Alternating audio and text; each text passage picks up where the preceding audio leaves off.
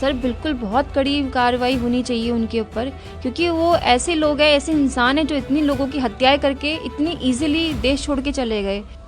बहुत छोटी सी माइनर सी चिंगारी थी, अगर वहीं पे कंट्रोल कर दी जाती तो वो इतना बड़ा रूप नहीं लेती। सिर्फ एक सिंगल डोर होने की वजह से कुछ लोग किचन की तरफ भाग रहे, जहाँ पे वहाँ पे भी कोई एग्जिट डोर नहीं था। हार्डली 10 मिनट्स के अंदर सर, ज़्यादा से ज़्यादा 10 to 15 मिनट्स के अंदर वो कई लोग तो धुएं से ही मर गए। फायर जो गोवा में एक क्लब में हुई, उस दौरान क्या आप वहाँ पर मौजूद थे? और ऐसे में देखा जा रहा है कि जो क्लब के जो मालिक थे लूथरा ब्रदर्स, उनको भी अब थाईलैंड से गिरफ्तार कर लिया गया है। क्या कुछ कड़ी कार्रवाई की आप मांग कर रहे हैं? सर मेरा नाम भावना जोशी है, मैं विनोद जी की वाइफ हूँ और मेरी जो 3 बहनें हैं जो वहाँ पे जिनकी डेड बॉडीज़ मिली है। मेरी फैमिली के जो 4 लोग वहाँ पर ऑन द स्पॉट उनकी डेथ हो गई, सिर्फ एक उनकी छोटी सी लापरवाही की वजह से, जो उन्होंने अंदर अपने बार के अंदर जो प्रिकॉशंस नहीं लिए थे सेफ्टी पर्पज़ के लिए। ना तो उनका कोई एमरजेंसी एग्जिट डोर था, ना ही वहाँ पे कोई फायर अलार्म था, और ना ही वहाँ पे फायर कंट्रोल करने के लिए कोई भी अदर प्रिकॉशंस थे। इनफैक्ट वहाँ के जो स्टाफ है उन्होंने भी कोई हेल्प नहीं करी, वो पहले अपनी जान बचा रहे हैं। जो वहाँ पे लोग फंसे हैं उनकी जान नहीं बचा रही, जो स्टाफ अंदर फंसा है पहले डांसर्स को, म्यूजिशियंस को, उनको बचाया जा रहा है। बाकी लोग जो खुद से निकले अपनी जान बचा करके वही सेफ हुए हैं सर, जो फंस गए वो अंदर ही रह गए। क्लब के जो मालिक हैं लूथरा ब्रदर्स, दोनों सौरभ और गौरव, उनको थाईलैंड से पहले हिरासत में जाओ गिरफ्तार कर लिया गया है। क्या कुछ कड़ी कार्रवाई की मांग आप कर रहे हैं? सर बिल्कुल बहुत कड़ी कार्रवाई होनी चाहिए उनके ऊपर, क्योंकि वो ऐसे लोग हैं, ऐसे इंसान हैं जो इतनी लोगों की हत्याएं करके इतनी इजीली देश छोड़ के चले गए। आप ये देखिए कि आम इंसान को टिकट नहीं मिल रही है, इतनी महंगी टिकट मिल रही है, और वो इतनी इजीली वो देश छोड़ के बाहर चले गए हैं। तो मैं चाहती हूँ उनको सख्त से सख्त उनके ऊपर कार्रवाई बैठे, उनको सख्त से सख्त सजा मिले, ताकि आगे जो आज मेरी फैमिली के साथ और कुछ और फैमिलियों के साथ ये हादसा हुआ है वो आगे किसी को फेस ना करना पड़े। और मैं बाकी लोगों से भी ये कहना चाहूँगी कि जो लोग रेस्टोरेंट में या कहीं भी जाते हैं, प्लीज़ आप सब कुछ जान परख करके जाइए कि वहाँ पर कोई भी सेफ्टी यूज़ हो रही है या नहीं है, वहाँ पे लाइसेंस उनका मतलब वो गैर कानूनी तरीके से चल रहा है नहीं चल, प्लीज़ आप, क्योंकि मुझे नहीं लगता कि ऐसा लगता है कि लोगों को अपनी सेफ्टी के बारे में खुद ही ध्यान रखना पड़ेगा, क्योंकि सरकार तो बस कुछ नहीं सोचती। इतने सारे बार रेस्टोरेंट गैर कानूनी तरीके से चल रहे हैं, कितने सारे हादसे हो रहे हैं, मगर जिसकी जान जाती है, जिसके घर से लोग जाते हैं, उनको पता होता है सर। मैंने अपने परिवार के 4 सदस्यों को खोया जो मेरे लिए कितनी अहमियत रखते हैं। मेरा पूरा परिवार एक झटके में, उनकी कुछ लापरवाही की वजह से पूरा परिवार मेरा तबाह हो गया सर। हम रोड में आ गए हैं सर। जो मेरे हस्बैंड है, 2 परिवारों को चलाने वाले पूरे होल सोल थे वहाँ पे, हमारे पिलर थे वो, अब वो इस दुनिया में नहीं रहे। अब बताइए मैं कैसे 4 बच्चों को पालूंगी, मेरी दीदी के 2 बच्चे, मेरे 2 बच्चे, हम किस तरह से सरवाइव करेंगे, आप ये बताइए।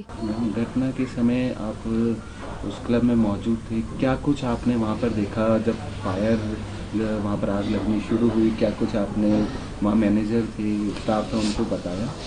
सर वहाँ पे इतना टाइम ही नहीं मिला, क्योंकि बहुत छोटी सी माइनर सी चिंगारी थी, अगर वहीं पे कंट्रोल कर दी जाती तो वो इतना बड़ा रूप नहीं लेती। मगर वहाँ पे सब लोग अपनी जान बचाने में लगे हैं, स्टाफ अपने लोगों को बचाने में लगा हुआ है, कोई किसी के लिए कोई कोशिश नहीं कर रहा कि आग बुझाने की कोशिश की जाए। पहले आग को कंट्रोल में करना चाहिए था, धीरे धीरे लोगों को बाहर निकालना चाहिए था तरीके से, मैनेजमेंट तरीके से। मगर सिर्फ एक सिंगल डोर होने की वजह से कुछ लोग किचन की तरफ भाग रहे, जहाँ पे वहाँ पे भी कोई एग्जिट डोर नहीं था। जो इनफैक्ट वहाँ का जो सामान लाने ले जाने का जो रास्ता था वो भी बाहर से बंद था, वो डोर भी बाहर से बंद था उस दिन। और लोग वहाँ पर धुएं से हार्डली 10 मिनट्स के अंदर सर, ज़्यादा से ज़्यादा 10 to 15 मिनट्स के अंदर वो कई लोग तो धुएं से ही मर गए। इनफैक्ट मेरे हस्बैंड भी धुएं की वजह से उनकी जान गई है, मेरी एक बहन की धुएं की वजह से जान गई है, मेरी 2 सिस्टर बिल्कुल टोटली 3rd डिग्री बर्निंग, उनका जो पोस्टमार्टम रिपोर्ट आई है। इतना बुरा हाल हुआ है सर, मैंने कभी सपने में नहीं, मैं नहीं चाहती थी मेरी किसी की, मैं कभी भी किसी के बारे में ऐसे न्यूज़ पढ़ती थी मुझे इतनी तकलीफ होती थी। आज मैंने खुद अपने घर के परिवार वालों को इस तकलीफ में देखा है, अपनी आंखों के सामने देखा है।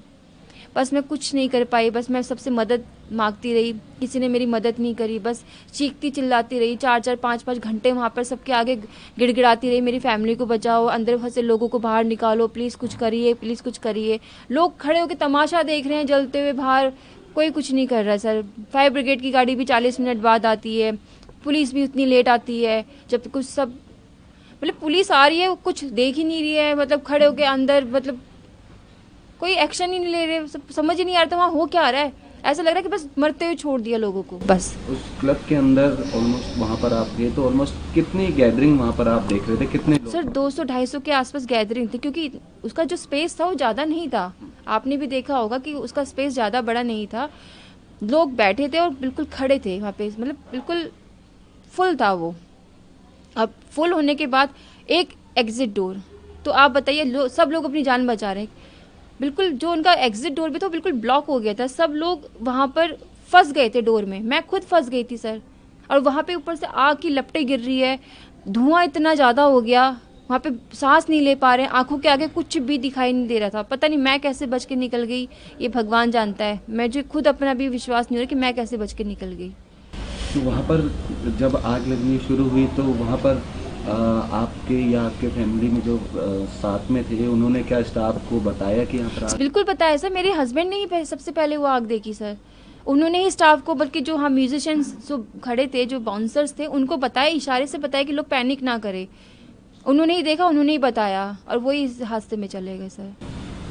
क्या कुछ कड़ी कार्रवाई की आप मांग कर रहे हैं? बिल्कुल सर, बिल्कुल कड़ी कार्रवाई होनी चाहिए। जो जितने भी गैर कानूनी तरीके से बिना लाइसेंस के इस तरह से जो बार रेस्टोरेंट क्लब चलाए जा रहे हैं, आप उनको रोकिए, बंद कीजिए, सख्त से सख्त उनके ऊपर एक्शन लीजिए।